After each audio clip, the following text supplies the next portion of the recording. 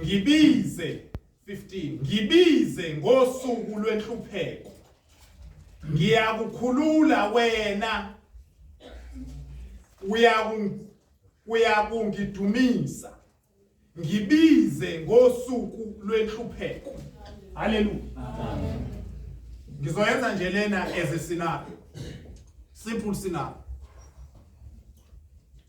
kwakunomelusi owayenezimvu zakhe izimvu zakhe zaziningi ngelinye ilanga kufika isikhathi sezulu izulu malina linqamuki uyazazi izimvu zakhe nezimvu ziyamazi umelusi uma ngabe izimvu zakhe ezoyibuyisa kukhona ezingabuyi uma ngabe ligcina ngokuthambama ukuyoshona kwalo ilanga kuyabuya lapho emqondweni ukuthi seyibuyile ezinye kunengabuyanga haleluya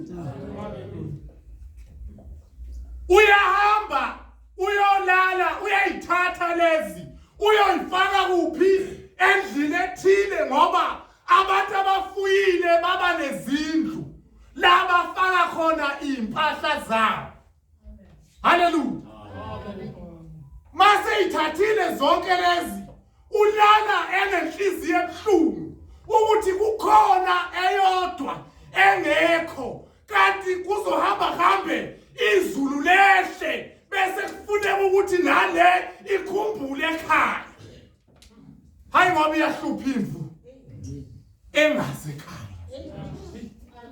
iyahlupha imvu engazi ekhaya iyahlupha intombazane engazi ukuthi ubaba washaya umthetho othi la ekhaya ngo5 intombazane fanele ibisingaphakathi uyahlupha umfana ohamba isikhathi sakhe engazi ukuthi kufanele ebuye nini umzalelale imqamela izibe emanzi te ngoba nakho awutsheleki wena ngoba nakho wena uthuma utshela uthi wena ungathatha intambo uyibulala hayi qinisa lapho amalungelo hey madoda akabongo zayo amen ngixolele if nome kuphi esiporweni ngizokushayisa cishe ngizothi mangiphuma la uthi lo unqomalo akabongo zayo amen ekugcineni mayisifikile umqubu ushona phansi iyangena esibayeni ulela umnikazi wazo ukhohliwe manje ukuthi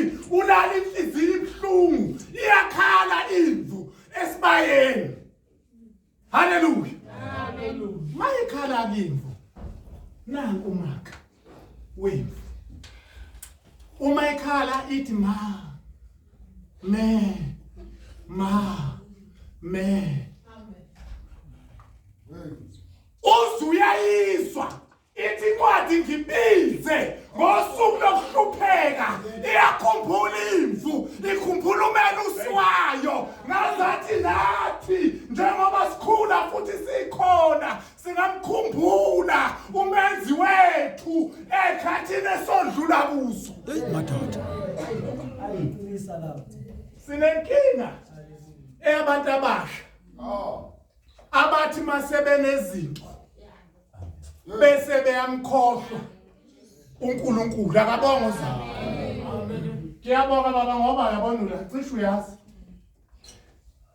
cishe kulezi imoto nje lezi edurayo cishe uyakhumbula ngeke ngihamba ngeOti ngabuya ngahamba ngelatest ngayithenga cash ayisuzu 2023 ngahamba ngabeka ekhaya ngoba ngibe ngikhonjwa ngebhasi ubufakazi ba ngayisusa ke ngayithatha iOti ngathi ngiyibusele ekhaya ngayibona ukuthi bayayijaha ngayisusa ngalanda uToyota ngathi kungcono lokhu kuyangiseva haleluya ngathi inkosi ukuphakama noma if mangayibona ukuthi ngcono bese ngikhohlwa wena ngiyoba ngizazi ukuthi ngifunani ziningi ikhathi lana ngidlulise khona abanye abangandlulanga khona kukhona abantu abaphathwe ilesifo esiphethe kodwa wena uyaphila uyandlula kuso kodwa mbiza uNkulunkulu wakho noma isifo lese siphethe kukhona waphathwa ikhanda leli likuhluphayo washona wena uyaphila. Hallelujah. Engani yabona uNkulunkulu uzumbona ukuthi God is a God of principle. Kuyamthatha ini ngifuna ukutshela something.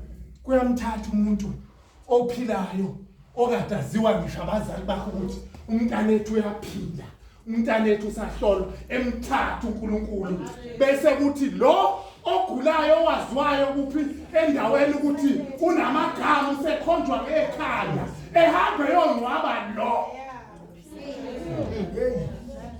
Akabongo zani. uNkulunkulu God is a God of principle. Engigcina ngalo kukhona lesi silungwane esingasile nje sifile. Miracles of God begins when man ability ends. La phela khona ithemba lakho uNkulunkulu uyafika ethi fulfill efike egcwalise. Ngitsale kahle bazalwane ngenxa yesikhathi. Bathonga. Yes. uNkulunkulu uyakuthanda lakhona noma ungayandabanga lenkonzo noma ungayithatha kancane elenkonzo ongenze ukuthi awuyithathi serious ongenzeka singathi siphuma la kushayiswe imoto noma uginqike nemoto kufe wena wedwa. Mbonga uNkulunkulu ukuthi ukugcinile. Amen. Kukhona abanye abangasekho namhlanje, kukhona abasemamoshali, kukhona abasemajele, kukhona abareshiwe, wena ureshwanga uyaphila.